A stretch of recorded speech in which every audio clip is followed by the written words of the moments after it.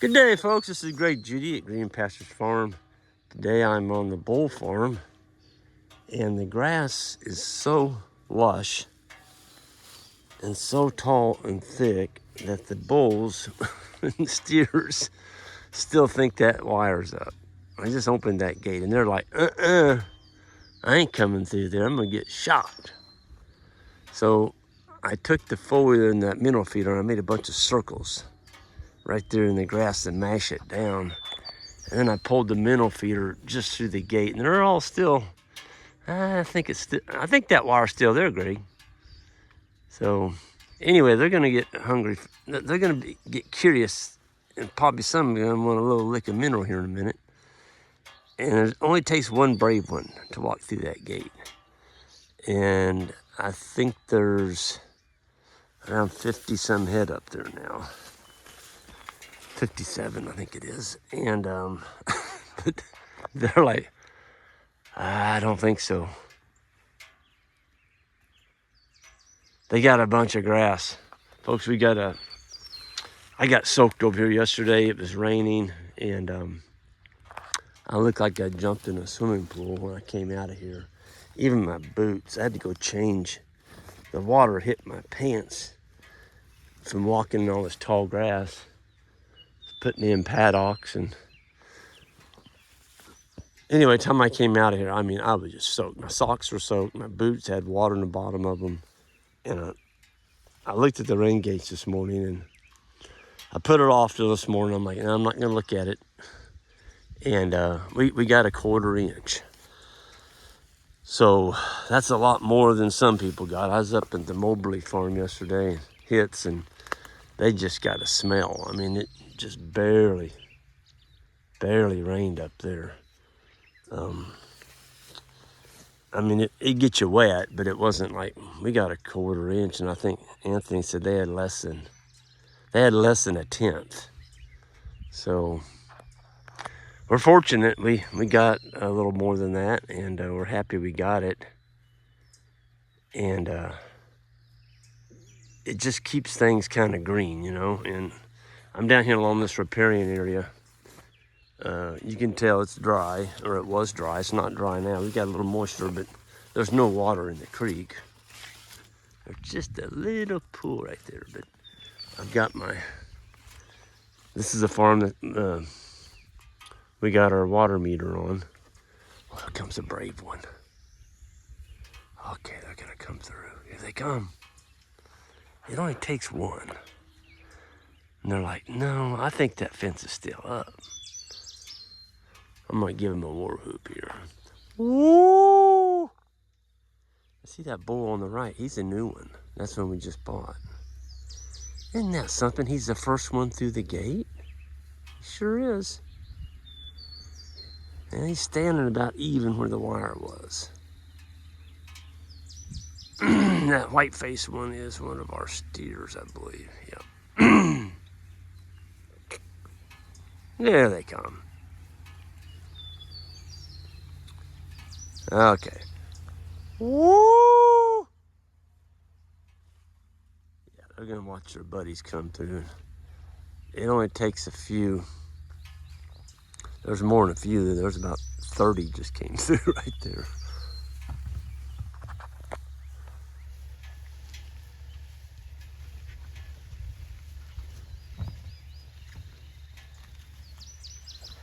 Probably going after the milkweed.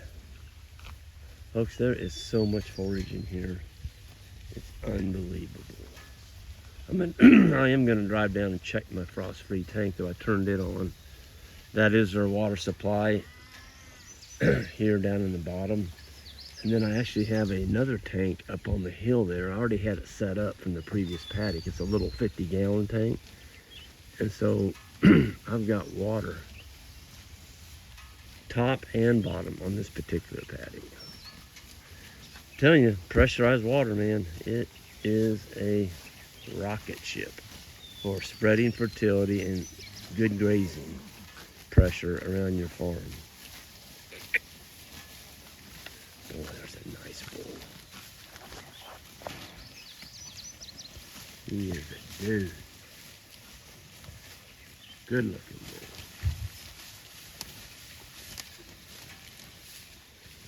He is the kind you like. Look at that.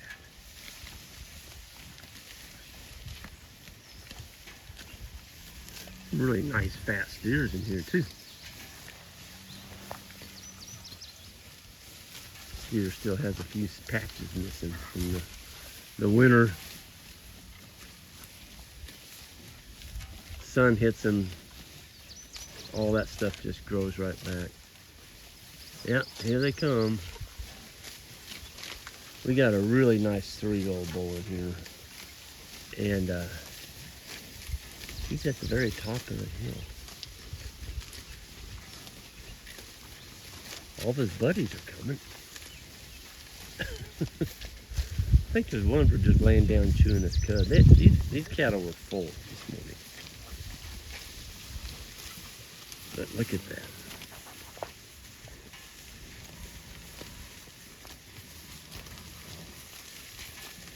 This is a brome. It's almost got, well, it does have seed on it. You can see what they're eating. They're eating the tops of it. I mean, look at this. If you're a ruminant on this farm this morning, you are one happy camper.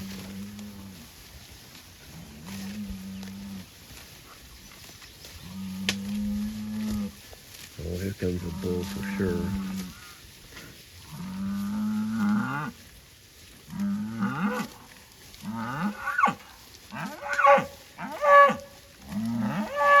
Really nice fat steer right there, rubbing his nose. And they're still coming over the hill. That big dude, he's up there somewhere. I saw him come up. You're letting everybody know you're a bull, aren't you? That's a young one. He thinks he's the granddaddy. There he comes. He's the old monarch. Nobody messes with this bull.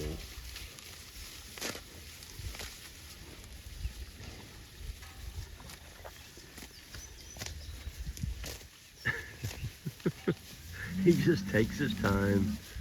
He's like, I'm not in a hurry.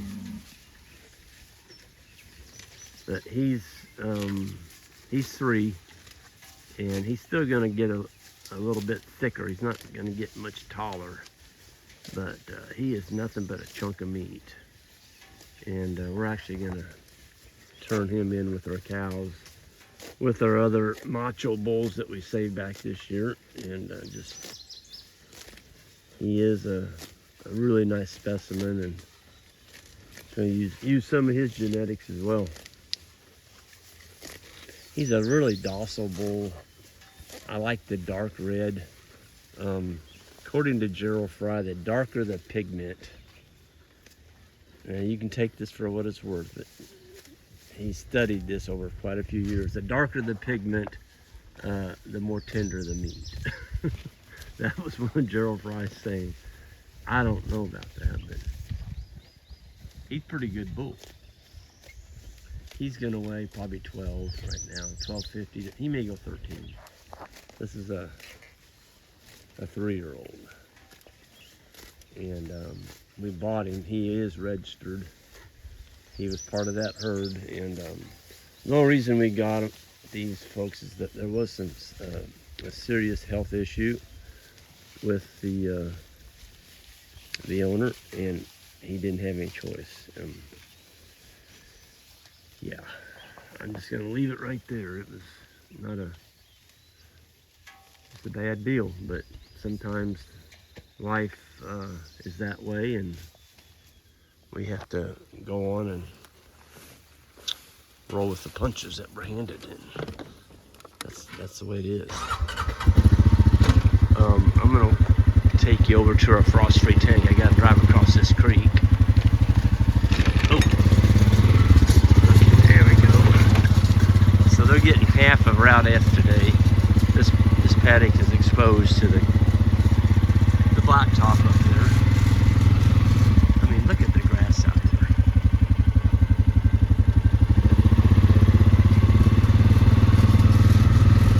You gotta wonder what people are thinking, you know, when they say, oh, it takes too much time to move livestock, and moving that little piano wire every day is just a waste of time. Well, is it? I would beg to differ. I think it's a way to stay. It's a way to stay in business, and it's a way to grow a lot of grass and run more livestock. So we are weak on livestock now. We're adding to it. We added 67 the other day, and we're looking at keeping all of our heifer calves this year, and we've got 70 of those. There is some steers in there too, but we're going to have a nice group of heifers that we're adding to the herd. And then we kept all of our heifers from last year, but we did get rid of a bunch of our fall calving cows last year. So, you know, it's just, we didn't grow any stockpile last fall, no rain, and then this year we just get hammered with it. I say hammered, we're getting adequate rain right when we need it. Okay, I was curious about this frost-free tank. That darn thing, I powered it up yesterday. I turned it on, and the water started, you could hear it going in the tank, but then it stopped. I mean, it stopped. Nothing coming out. I'm like, there must be a hornet's nest in there. Boy, it's a pretty bowl. And so I took off the top, and I just want to make sure it's all sealed up good and tight. Yeah, it is. Good. Sometimes these floats, or these rubber plungers on the side will have a little leak, but those are nice and tight. Anyway, what it was is when we plumbed all this in, we got our meter set in up at F. Johnny came out and trenched this down. We put in several fittings. We put in that hydrant right there. I'll get back so you can have a drink, sir. Get you a drink. See how they learn to do that? I love watching cattle drink nice quality water, folks. Look at that. That's the same water I'm drinking at my house. You like to see them put their head down and drink. So this is a 20-gallon Pride of the Farm, pressurized. Folks, you would not believe the pressure on this tank. I mean, it is unbelievable. So I took the lid off and shut the water off right here where that steer's standing. There's a shut off right underneath his feet there. And I took the valve off, and I looked in the very orifice of the valve, and there was some white stuff stuck in there. Well, I didn't have anything small enough. I didn't have a toothpick with me or anything to stick it down in that hole, so I found me a stem of fescue, and I doubled it up, and I stuck it down in there, and I knocked it out, and it was PVC. It was the filings of all the joints that we put together, especially at that hydrant we had to cut, and there's some flakes that go up in the pipe. All that went down into this pipe. And that silly cow. I got it out, put it back on. Anyway, in the meantime, I turned it on to try and blow more water, more junk out of the pipe. And man, when I turned that thing on, it went blasting. It looked like a fire hose. And that's why I was a little bit concerned about this valve. I'm like, there is so much pressure on here. Oh, look at that, it's perfect. It's right to the line. Yeah, just perfect. There's some ants. They can drink from either end. The 20-gallon is supposed to be good for 100 head. So we don't have that many in here, so that would be good. Then I put a hydrant in over here. You know, if we get up to 200 head on this farm, I can set up, you know, I can set up an 800-gallon metal tank here, and this all has rock underneath it. There's a big pad of rock right here. And so I could put my 800-gallon tank up here and just run a hose to it off of this hydrant. And there's Jan's new little, tell you what, I thought that was a joke, that little thing. It's got about 400 feet of wire on it, but for things like this, I don't have to burn a reel anymore. And the reason I got that on there, these bulls, they like rubbing on stuff. And you come down here, even though I've got it fastened to that fiberglass post, which is sunk 6 foot in the ground, you know, they might turn that thing on. I mean, they start pushing on that, and they could turn that on. And I don't have a lock on the handle, so I just run a wire around it. I'm telling you what, that's just a beautiful sight, seeing fat cattle getting all they want to eat, performing 100%, mixing in a few tree leaves with all their forage. And see, now that I've got water in here, I can close the gate up here on the hill, and I can back fence them. And I do need to get going though. We have the Missouri Agroforestry Academy coming out this morning for half a day. And we're gonna show them what we've been doing with our silvopasture. And it's a neat group. They're from all over the United States. They hold this every year at the University of Missouri. And you can go to their website and probably sign up for next year. It's too late for this year, but they have it every year.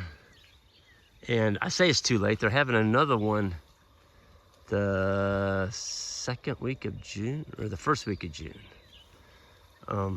Isaac's gonna have to take care of that one because Jan and I will be at the Homestead Conference at Columbia, Tennessee. That's a really neat conference, folks. If you're in Tennessee, I'm gonna be there giving a talk. Come by and say hi to us. And it's gonna be a great time. We were there last year, and really it's an awesome conference. So many great exhibitors and people, and lots of different talks going on. I think Joel Salatin's gonna be there. Well, I know he is. And just a whole host of people.